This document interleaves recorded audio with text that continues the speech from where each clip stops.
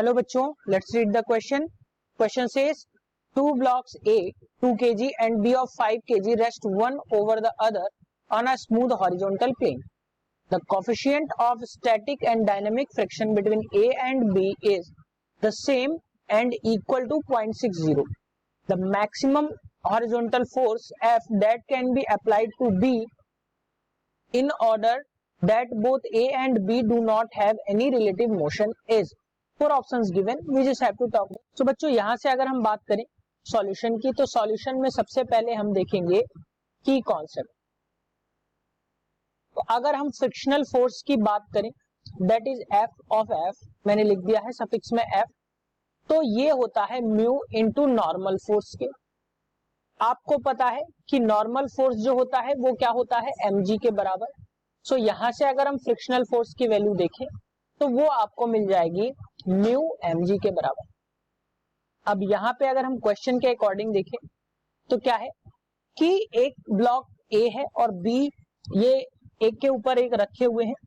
तो यहां पे एक फोर्स अप्लाई किया गया, दोनों जो है वो कोई भी रिलेटिव मोशन में नहीं है, उनमें कोई भी रिलेटिव मोशन नहीं है. तो अगर मैं कहूं एक्सीलरेशन जो होगा दोनों पे सेम होगा, और क्या होगा कि अप्लाइड फोर्स जो है ब्लॉक ए पे, अगर इसकी बात हम करें तो ये क्या होगा, एक ए जो है वो मूव नहीं करेगा ब्लॉक बी के रिस्पेक्ट में जब तक कि इस पे लगाया हुआ फोर्स जो है वो फ्रिक्शनल फोर्स से ज्यादा ना हो जाए. तो अगर हम यहाँ पे बात करें कि यहाँ पे अगर फोर्स एफ लग रहा है तो कुछ इस तरीके से इसमें फ्रिक्शनल फोर्स कुछ इस तरीके से स्मॉल एफ इधर लग रहा होगा इस डायरेक्शन में, और यहाँ पे एक्सीलरेशन ए जो है वो इस डायरेक्शन में लग रहा होगा. अब यहां से अगर हम बात करें कि इसमें जो फोर्स लग रहा होगा वो न्यूटन के सेकंड लॉ के अकॉर्डिंग क्या होगा, एफ हमने मान लिया, वो क्या होगा mass of A plus mass of B. अब क्योंकि इनमें एक्सीलरेशन सेम है तो हमने एक्सीलरेशन का इस तरीके से मल्टीप्लाई कर दिया. तो ए की वैल्यू, जो एक्सीलरेशन की वैल्यू आपको मिलेगी वो क्या मिल जाएगी, F upon M of A plus M of B के बराबर. तो ये m ऑफ ए और m ऑफ b जो है ये a का मास है और b का मास है. सो नेक्स्ट स्लाइड में इसकी हम बात करेंगे. तो यहां से अगर मैं देखूं तो a की वैल्यू आपको आ जाएगी f अपॉन 2 प्लस 5, यानी कि a की वैल्यू आ जाएगी f बाई 7. ये इसको हम मान लेते हैं इक्वेशन 1. अब अगर हम नेक्स्ट बात करें, a जो है वो रिलेटिवली b से मूव नहीं करता है, तो अप्लाइड फोर्स जो होंगी वो फ्रिक्शनल फोर्स के इक्वल होगी. अगर मैं कहूं यहां से क्या है कि जो F की वैल्यू है, यानी कि F ऑफ A की वैल्यू की अगर हम बात करें तो वो क्या होगा, फ्रिक्शनल फोर्स के बराबर होगा. मान लिया F के बराबर होगा.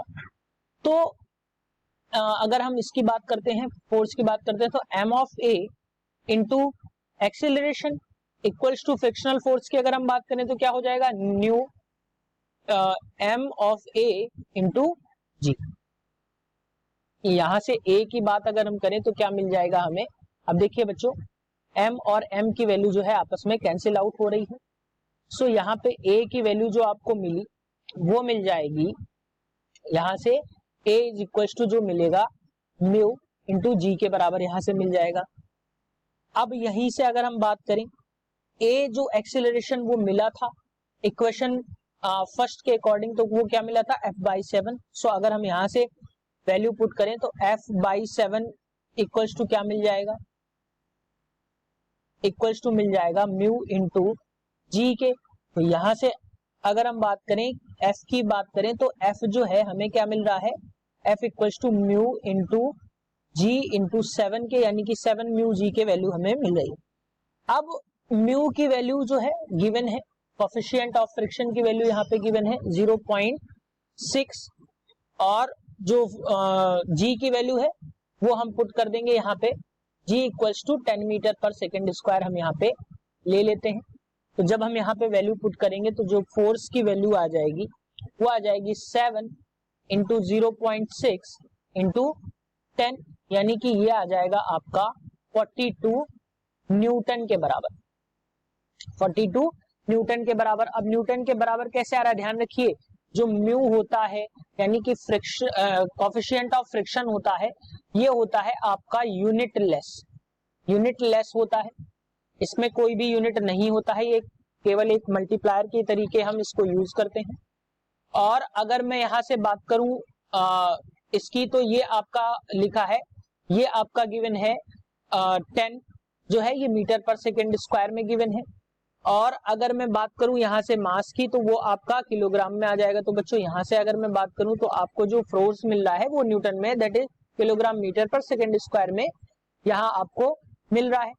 ध्यान रखिए कि जो 42 जो आंसर आ रहा है, अब मैं प्रीवियस स्लाइड्स की बात करूं तो 42 यहाँ पे दो ऑप्शंस हैं, एक में न्यूटन है, दूसरे में केजीएफ है। अगर हम केजीएफ की बात करें यानी किलोग्राम फोर्स की बात करें, तो ये क्या होता है 9.8 न्यूटन के बराबर हम क्या करते हैं मल्टीप्लाई कराते हैं, ये 9.8 न्यूटन के बराबर। सो बच्चों अगर हम इसमें मल्टीप्लाई कराएंगे तो ये वैल्यू बहुत ज्यादा हो जाएगी, यानी कि ये ऑप्शन आपका गलत हो जाएगा। सो ऑप्शन जो है option 1 is the correct answer for this question.